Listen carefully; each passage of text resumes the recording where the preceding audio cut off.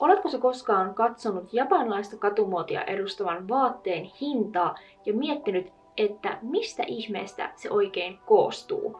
Miksi esimerkiksi pastellisesta teepaidasta joutuu helposti pulittaan 60 euron verran tai lolitamekosta useista sadoista jopa 1000 euroon?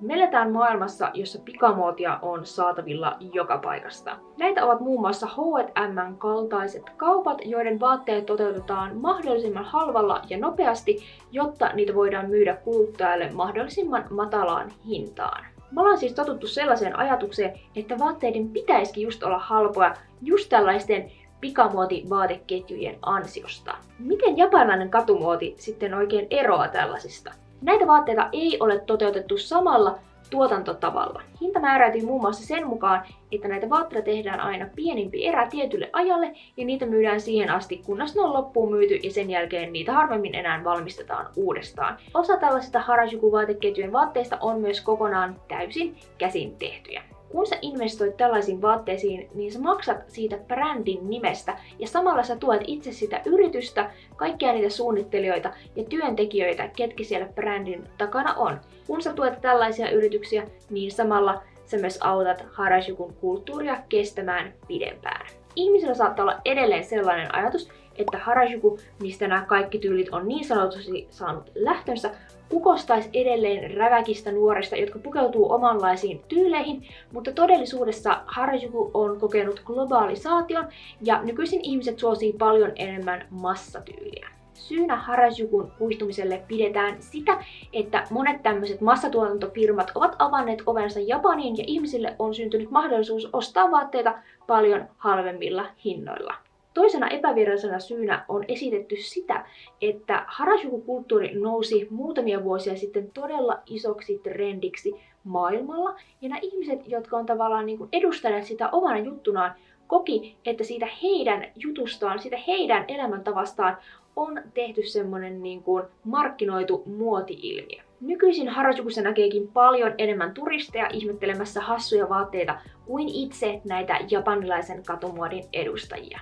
Monet tällaiset alkuperäiset katumuotia edustavat kaupat ovatkin joutuneet sulkemaan ovensa joko korkeiden vuokrien tai esimerkiksi asiakaskadon vuoksi, ja siitä syystä näistä vaatteista saa joskus käytettynäkin maksaa järkyttävän ja naurettavan korkeita hintoja. Mä itse olen maksanut useasta käytettynä ostetusta vaatteesta parhaimmilleen 3-kertaisen hinnan siihen alkuperäiseen verrattuna.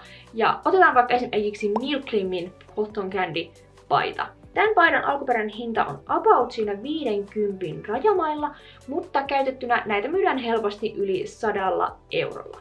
Ne ostajat, jotka on valmiita maksamaan käytetystä vaatteesta niin korkeaa summaa, ovat yleensä etsineet useiden vuosien ajan just sitä tiettyä vaatetta ja säästäneet sen varalle, jos he jostain ihmeen syystä tuurilla onnistuvat löytämään sen vaatteen ja silloin he pystyvät ostamaan sen saman tien. Vaikka tämä vaikuttaa siltä, niin japanilaisen katumuodin edustaminen ei tarvitse olla kallista. Esimerkiksi monet indie-artistit tekee japanilaisen katumuodin pohjalta inspiroituneita vaatteita, jotka on samalla tavalla yhtä hyviä kuin Harajukun tämmöisten isojen brändien vaatteet, ja ne on vielä paljon helpommin ostettavissa olevia. Joillekin ihmisille nämä isojen Harajuku-brändien vaatteet on keräilemistä, joillekin se on elämäntapa, ja kuten mulle itselleni, se on halu omistaa pala siitä Harajukun entisestä kulttuurista. Ennen kuin me lopetetaan tämä video, niin mä tahdon muistuttaa, että mä olen tänä vuonna mukana Kawaii International-kilpailussa ja kisaan siellä tänä vuonna ainoana suomalaisena. Mä arvostaisin todella paljon, jos sulta löytyisi aikaa käydä tsekkaamassa linkki tuolta alaboksista ja käydä painamassa mulle sydän siellä. Sä voit halutessasi äänestää vaikka joka päivä, jos niin tahdot. Tää kilpailu merkitsee mulle aivan valtavasti ja mä todella toivon, että mulla olisi mahdollisuus päästä tuossa heinäkuun puolessa vaiheessa finaaliosioon, minne 10 eniten ääniä pääsevät. Kiitos todella paljon, kun sä katsoit tämän videon. Toivottavasti mä selitin nämä asiat jollain lailla hyvin. Jos sulla ilmenee jotain kysyttävää, niin laita ehdottomasti tuonne kommenttikenttään alhaalla. Ja toivottavasti me nähdään myös seuraavalla videolla. Moikka!